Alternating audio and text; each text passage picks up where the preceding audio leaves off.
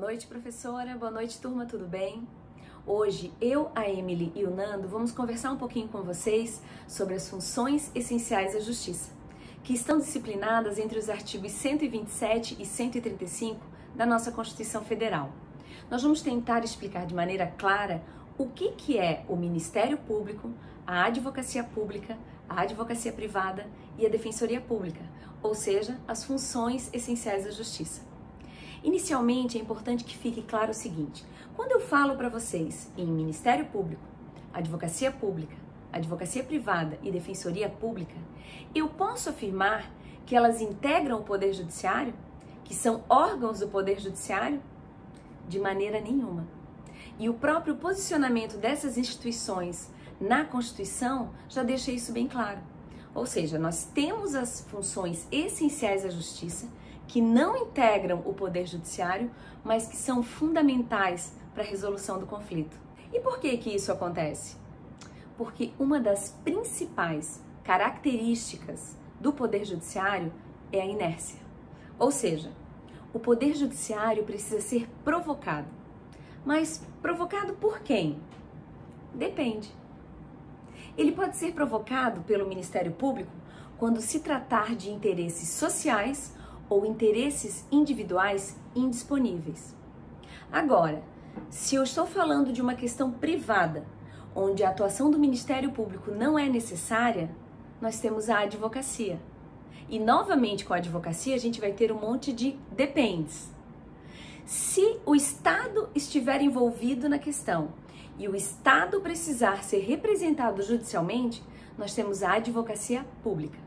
Agora, se eu tenho um cliente que foi lesado e precisa que o seu problema seja resolvido, aí nós vamos ter a advocacia privada, os escritórios de advocacia, o advogado como um profissional liberal.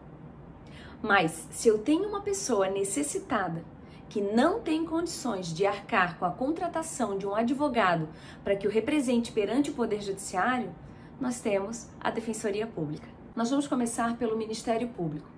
O Ministério Público, nos termos do artigo 127 da Constituição Federal, diz o seguinte: é instituição permanente, essencial à função jurisdicional do Estado, incumbindo-lhe a defesa da ordem jurídica, do regime democrático e dos interesses sociais e individuais indisponíveis. Então a gente vai tentar traduzir um pouquinho desse artigo. Então, o Ministério Público é uma instituição permanente, tanto é que tem toda a sua organização traçada pelo próprio texto constitucional. Então temos uma instituição existente previamente instituída. Além de ser permanente, ela é essencial à função jurisdicional do Estado. Muitas vezes, para que a justiça seja feita, é necessária a atuação do Ministério Público, incumbindo-lhe a defesa da ordem jurídica. Então percebam, o Ministério Público ele é um defensor, um fiscal que age em nome de uma sociedade. Um fiscal que está ali para defender um Estado democrático de direito como um todo, para defender os interesses de uma sociedade como um todo, os nossos interesses contra o arbítrio do próprio Estado. Então vejam, o Ministério Público é uma instituição fundamental, uma instituição que tem por essência a defesa da ordem jurídica, do regime democrático. Pois se vivemos em uma democracia, qualquer ataque a essa democracia ou a instituições democráticas interessa à sociedade. E isso legitima o Ministério Público a agir, a provocar o Poder Judiciário para que aquele ataque ao regime democrático não ocorra.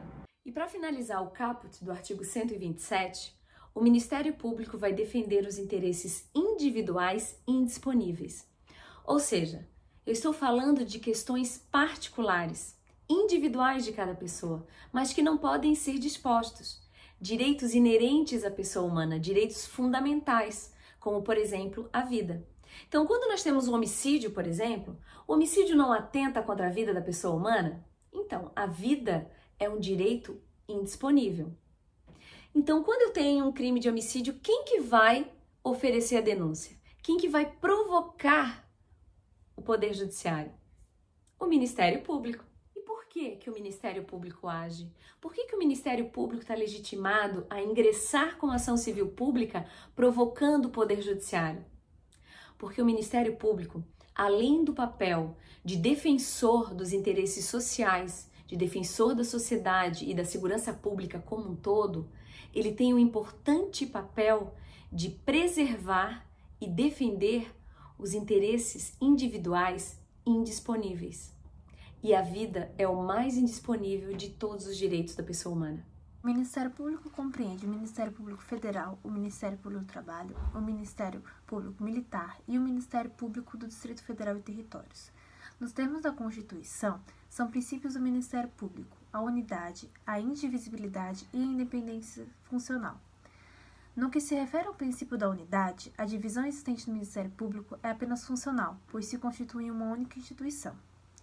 Entre os ministérios públicos, quer que seja no ambiente federal, quer que seja no ambiente estadual, distrital ou territórios, inexiste hierarquia.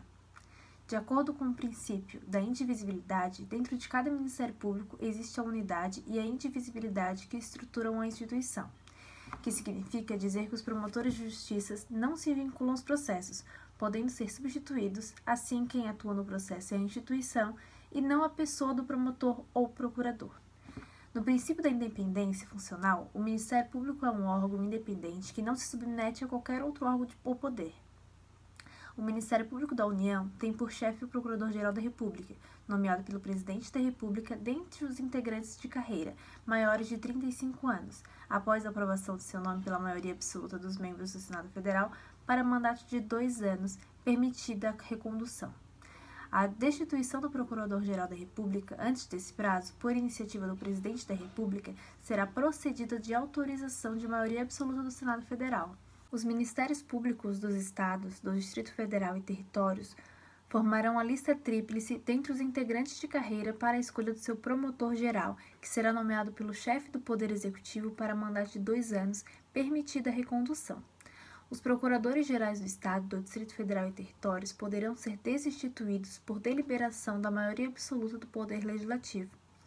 O Ministério Público possui autonomia funcional e autonomia administrativa. Assegura a seus membros do Ministério Público as mesmas garantias oferecidas aos magistrados, que é a vitalicidade, inamovibilidade e a irredutibilidade de subsídios. Além disso, sujeitam-se também às seguintes vedações: receber a qualquer título e sob qualquer pretexto honorários, porcentagens ou custas processuais, exercer advocacia, participar de sociedade comercial na forma da lei, e exercer ainda que disponibilidade qualquer outra função pública salvo de magistério, exercer atividade pública partidária, receber a qualquer título ou pretexto auxílios ou contribuições de pessoas físicas, entidades públicas ou privadas, ressalvadas as exceções previstas em lei, e exercer advocacia no juízo ou tribunal da qual se afastou, antes de decorrido o prazo de 3 anos do afastamento do cargo por aposentadoria ou exoneração. As funções institucionais do Ministério Público estão dispostas no artigo 129 da Constituição Federal. São elas: promover privativamente a ação penal pública na forma da lei, zelar pelo efetivo respeito dos poderes públicos e dos serviços de relevância pública dos direitos assegurados na Constituição, promovendo as medidas necessárias à sua garantia, promover o inquérito civil e ação civil pública para a proteção de patrimônio público e social, do meio ambiente e de outros interesses difusos e coletivos, promover ação de inconstitucionalidade ou representação para fins de intervenção da União e dos Estados nos casos previstos na Constituição, defender judicialmente os direitos e interesses da população indígena, expedir notificações nos procedimentos administrativos da sua competência, requisitando informações e documentos para instruí-los, exercer o controle externo da atividade policial, requisitar diligências investigatórias e a instrução de inquérito policial, indicar os fundamentos jurídicos de sua manutenção processuais, e exercer outras funções que lhe forem conferidas, desde que compatíveis com a sua finalidade, sendo-lhe vedada a representação judicial e a consultoria jurídica de entidade pública. Advocacia pública. A advocacia pública no âmbito estadual e municipal é exercida pelas procuradorias municipais e estaduais, e essas procuradorias tomam conta de todas as causas de relevância para esses órgãos, sejam eles municipais ou estaduais. Os procuradores dos estados ou dos municípios atuam como advogados desses entes federativos inclusive recebendo honorários de sucumbência pelos valores ganhos nessa atuação advocatícia. Na advocacia pública federal, a situação é um pouco diferente, porque temos uma advocacia para as causas fiscais. Então, é importante pontuar que na execução da dívida ativa tributária, a representação da União cabe à Procuradoria-Geral da Fazenda Nacional, enquanto que a Advocacia Geral da União fica responsável por todas as outras causas que não sejam de natureza fiscal. E a Procuradoria Federal fica responsável por todas as ações em defesa das autarquias. A Advocacia Geral da União é a instituição que representa a União judicial e extrajudicialmente, cabendo-lhe, nos termos da lei complementar que dispuser sobre a sua organização e funcionamento. As atividades de consultoria e assessoramento jurídico do Poder Executivo. O advogado-geral da União é nomeado livremente pelo Presidente da República, dentre os cidadãos maiores de 35 anos de idade, de notável saber jurídico e de reputação ilibada. O advogado é indispensável à administração da justiça, sendo inviolável por seus atos e manifestações no exercício da profissão. Defensoria Pública. A Defensoria Pública é a instituição permanente, essencial à função jurisdicional do Estado, incumbindo-lhe a orientação jurídica e a defesa em todos os graus dos necessitados, na forma da lei do artigo 5º, inciso 74, que dispõe que o Estado prestará assistência jurídica integral e gratuita aos que comprovarem insuficiência e recursos. O artigo 134 da Constituição Federal sofreu várias alterações por emendas constitucionais, mas a alteração mais importante e mais substancial que tivemos nos últimos anos foi a alteração promovida pela Emenda Constitucional número 80. Existe uma política de valorização da Defensoria Pública no Brasil, uma política mais do que correta. Afinal de contas, se verdadeiramente o Estado brasileiro pretende promover a justiça, é fundamental que nas funções essenciais da justiça exista a advocacia social, exista a Defensoria Pública. Mas não apenas uma Defensoria Pública formal no papel, uma Defensoria Pública com garantias, estruturada, organizada, capaz de cumprir a sua missão constitucional. Então, essa política de valorização da Defensoria Pública é uma política mais do que correta. A Defensoria Pública é a defensoria dos necessitados, daqueles que não têm a condição de contratar os serviços de um advogado, daqueles que precisam de uma assistência judiciária por parte do Estado, conforme prevê o artigo 5º, inciso 74 da Constituição da República. A Defensoria Pública tem a competência de promover a orientação jurídica, promover a promoção dos direitos humanos, promover a defesa judicial e extrajudicial dos direitos individuais e coletivos. De quem? Dos necessitados, na forma do artigo 5º. E essa defesa é de natureza gratuita. Eu não posso ter qualquer tipo de cobrança por parte da Defensoria Pública. E é uma assistência integral em todas as instâncias do Poder Judiciário, em todos os graus, inclusive no plano administrativo, porque a defesa não é somente judicial, ela também é uma defesa extrajudicial.